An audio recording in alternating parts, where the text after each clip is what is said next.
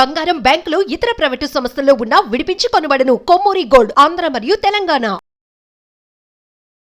నమస్తే, welcome to మనం TV. ప్రస్తుతం మనతో పాటు ఉన్నారు sun spiritual society founder Vikramaditya garu. సార్తో మాట్లాడి హెల్త్లో మనకున్న డౌట్స్ కానీ మంచి మంచి టిప్స్ కానీ ఈరోజు సార్ని అడిగి తెలుసుకుందాం. హలో సార్, నమస్తే. సూర్యోస్మితల్లి సార్, బాడీలో అన్ని దానికంటే లివర్ మెయిన్.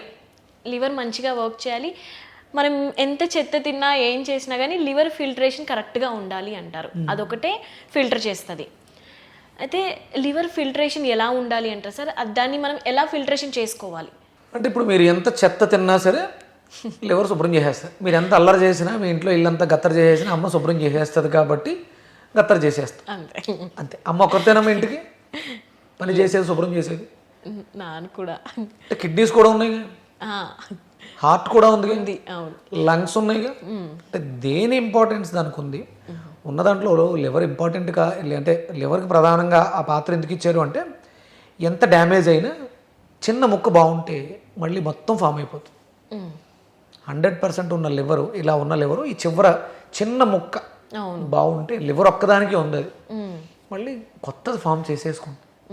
లివర్ ఒక్కదానికి అవకాశం ఉంది కాబట్టి దాన్ని ప్రధానంగా చెప్పడం జరిగింది. అంటే మన జీవితంలో మనిషి యొక్క మానవ యొక్క జీవితంలో లివర్ అనేది చాలా ఇంపార్టెంట్.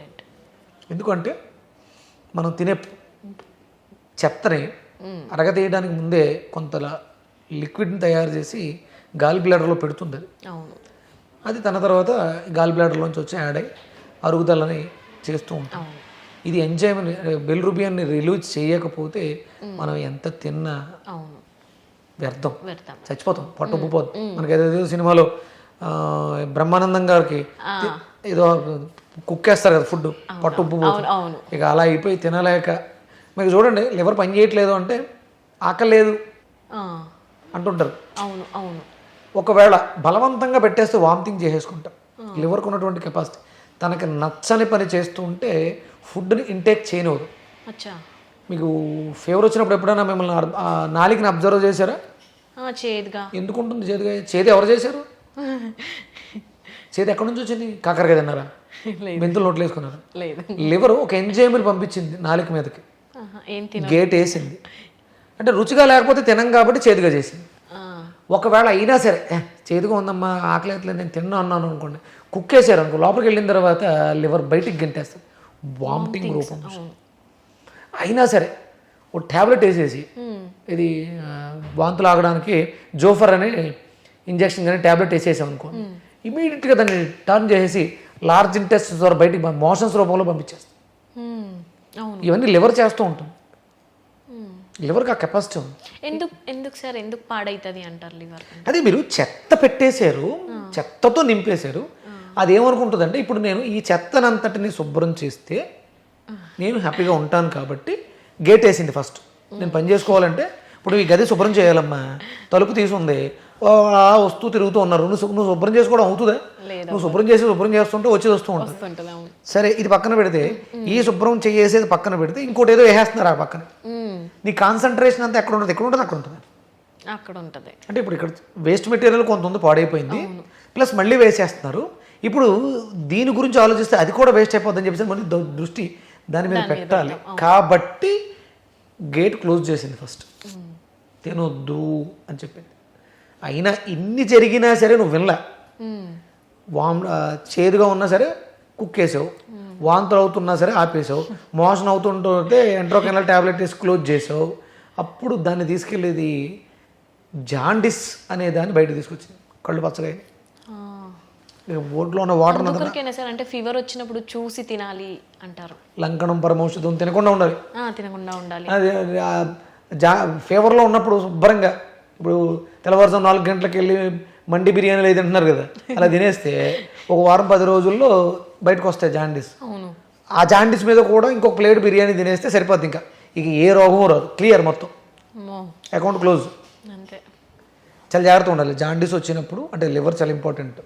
ఇప్పుడు ఫ్యాటీ లివర్, లివర్ సిరోసిస్ ఇప్పుడు ఎక్కువ ఉన్నాయి, లివర్ క్యాన్సర్. అంటే సమస్యని క్యూర్ చేయకుండా సమస్యని సప్రెస్ చేస్తూ ట్యాబ్లెట్ వేసి లివ్ 52 మనకి లివర్కి సంబంధించిన ట్యాబ్లెట్లు వేసేసి పని చేయిస్తే ఇక పని చేయడానికి వీలు లేని స్థితికి వెళ్ళిపోతుంది లివర్. చాలా ఇంపార్టెంట్. లివర్ని మన చర్మ వ్యవస్థ మన అత్యంత పెద్దది హ్యూమన్ బాడీలో అత్యంత పెద్దది ఏది అంటే చర్మమే. దాని కంట్రోల్ అంతా కూడా లివర్ మీద ఉంటుంది. మీకు శరీరంలో గ్లో లేదు, పిగ్మెంటేషన్ ఉంది, లేకపోతే బొల్లు ఉంది, సోరియాసిస్ ఉంది, డాండ్రఫ్ ఉంది, మచ్చలు ఉన్నాయి. ఇవన్నిటికి ఒకే ఒక్క గేట్ లివర్. లివర్ బాగుంటే ఇవన్నీ బాగుంటాయి. కానీ ఫుడ్ మీద చెప్తారు కదా సార్, అంటే ఫుడ్ మంచిగా తీసుకుంటే స్కిన్ బాగుంటుంది, అది ఇది అని హెల్త్ బాగుంటుంది. అందుకని లివర్కి ప్రెజర్ లేదు. లివర్కి కావాల్సిన ఎంజైమ్స్ అన్ని మనం తీసుకునేటువంటి లీఫీస్ ఆకుకూరల్లో ఉన్నాయి, వెజిటబుల్స్లో ఉన్నాయి, ఫ్రూట్స్లో ఉన్నాయి.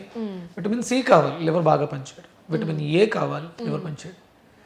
లివరు కళ్ళలో ఎక్స్పోజ్ అవుతుంది. అంటే లివర్కి ఎక్స్పోజర్ మన కళ్ళు. లివర్ షేప్ ఎలా ఉంటుందో కళ్ళు షేప్ కూడా అలాగే ఉంటుంది. కళ్ళు ఎలా ఉంటాయో లివర్ అలా ఉంటుంది. మీరు లివర్ని మధ్యకి కట్ చేసి ఇలా విడదీస్తే 2 కళ్ళు వస్తాయి. అవునవును. కిడ్నీ ఎలా ఉంటుందిగా, కిడ్నీని కట్ చేస్తే ఇలా విడుతుందిగా, 2 చెవులు అవుతాయి. చెవులు, ఊపిరితిత్తు, ముక్కులు. లివర్కి కళ్ళు, కిడ్నీలకి చెవులు, ఊపిరితిత్తులకి ముక్కు, స్ప్లీన్కి పెదాలు. అంటే ప్రతి ఆర్గాను ఫేస్లో ఎక్స్పోజ్ అవుతుంది. ఫేస్ బాగాలేదు, బ్రైట్గా లేదు, మచ్చలతో ఉంది, బాగా అన్నీ చూస్తే అంటే లోపల ఆర్గాన్స్ ఏదో ఉంది అని చెప్పేస్తుంది. అంటే జనరల్గా మనకి లివర్ పాడైందంటే మొదటిగా కనిపించే లక్షణం ఇదేనా సార్? కళ్ళు, చూపు తగ్గిపోతుంది, చూపులో చేంజ్ వస్తుంది అని. ఇప్పుడు డాక్టర్ దగ్గరికి వెళ్తే ఇలా చూస్తాడు, ఏమర్థం అవుతుంది? ఏదో చూస్తాడు గీతలు. లివర్కి ఎక్స్పోజర్ కళ్ళు కాబట్టి అక్కడ చూస్తారు, రక్తం ఎంత ఉంది ఇవన్నీ అందులో తెలుస్తాయి. అంటే లివర్ పని చేస్తుందా లేదా, ఎంజైమ్స్ రిలీజ్ చేస్తుందా లేదా, అరుగుదల బాగుందా లేదా అనేది మనకి లివర్లో తెలుస్తాయి. లివర్ బాగుండాలి, లివరే ఇంపార్టెంట్. అంటే ఫుడ్ పైనే ఉంటుందా సార్? అంటే లివర్ కంపల్సరీ జెనెటికల్గా లివర్కి ఏదైనా సంబంధం ఉంటుందా? అంటే మనకి హిస్టరీలో ఏదన్నా ఉంటే? హిస్టరీ అనేది తప్పమ్మా. హిస్టరీలో ఉంది, మా తాతకి ఏదో జబ్బు ఉంది, నేను పుట్టిన వెంటనే రావాలి కదా, కొంత తర్వాత ఎందుకు వచ్చింది? అంటే ఈ మధ్య అన్ని కూడా జెనెటికల్ పైనే పెడుతున్నారు కదా సార్. అంటే పెడుతున్నారు. అది శాస్త్రం ఏమైనా చెప్పిందా, వేదం ఏమైనా చెప్పిందా అనేది చూడాలి. ఇప్పుడు డయాబెటీస్ వ్యాధే ఉంది, ఇప్పుడు బాగా ఎక్కువ ఉంది, 70-80% ఉంది. మరి పూర్వం రోజుల్లో డయాబెటిక్ పేషెంట్స్ ఎక్కువ లేరు ఎందుకు? ఇది జెనెటికల్ అయితే వాళ్ళకు కూడా ఉండాలి కదా. ఇప్పుడు మ్యాక్సిమం అందరికీ ఉంది. మరి వాళ్ళకి ఎందుకు లేదు? లైఫ్ స్టైల్ బాగాలేదు, పాడు చేసాం కాబట్టి మా తాతకు వచ్చి ఉంటుంది, వాళ్ళ తాతకు లేదు. మా తాతకు వచ్చింది అంటే మా తాత లైఫ్ స్టైల్ బాగాలేదు కూడా ఆయనకు వచ్చింది. అంటే జెనెటికల్గా దానికి వారసత్వ సంపద అనుకుంటాం. మా తాతని నేను అన్వయించుకుంటూ మా తాత టాపు, మా తాత తోపు, అర్ధరాత్రులు తాగేవాడు అని నేను కూడా తాగితే ఆయన నుంచి వారసత్వంగా నాకు అలవాట్లు వచ్చినాయి. ఆ అలవాట్లతో పాటు ఆయన తెచ్చుకున్నటువంటి డిసీజెస్ నాకు కూడా వచ్చేస్తాయి. ఇది జెనెటికల్ కాదు, వారసత్వం. జెనెటికల్లే, వారసత్వం కాదు లైఫ్ స్టైల్. మా తాతలా నేను బ్రతకకుండా ఉండుంటే, నేను కొంచెం పద్ధతిగా తినుంటే నాకు రాదుగా. అవును, అది అంటే ఇది ఆలోచించాలి. కానీ జనరల్గా అందరూ సరే ఓకే జెనెటికల్గానే వచ్చింది, అప్పుడు పూర్వీకులు ఏం తప్పు చేయడం వల్ల వాళ్ళకి ఆ రోగం వచ్చిందని ఆలోచించి దాన్ని సరి చేస్తే పోతుంది కదా. పోతుంది. ఇది 60 దాటితే అందరికీ వస్తుంది, 60 దాటిందే అందరికీ వస్తుంది. అప్పుడు 60 సంవత్సరాలు దాటిన వాళ్ళు అందరి దగ్గర ఆ వ్యాధి ఉండాలి. ఇది 30 దాటితే వస్తుంది, 30 దాటిన వాళ్ళు అందరి దగ్గర ఉండాలి. లేదు అంటే ఆ స్టేట్మెంట్ రాను. అవును, ఎక్కడో వాడు పొరపాటు చేశాడు కాబట్టి వాడికి వచ్చింది. జాగ్రత్తగా వెళ్తే, ఇప్పుడు బండి మీద వెళ్తే యాక్సిడెంట్ అవుతుంది, బండి మీద వెళ్ళే వాళ్ళందరికీ యాక్సిడెంట్ అవుతుందా? అశ్రద్ధ, నిర్లక్ష్యం, ర్యాష్ ఇవన్నీ కారణం అవుతున్నాయి. అప్పుడు తప్పు ఎవరిది? మందే అవుతుంది. అంతే. ఇది మనం మార్చుకోవాలి. మన జీవన విధానం బాగుంటే అన్నీ బాగుంటాయి.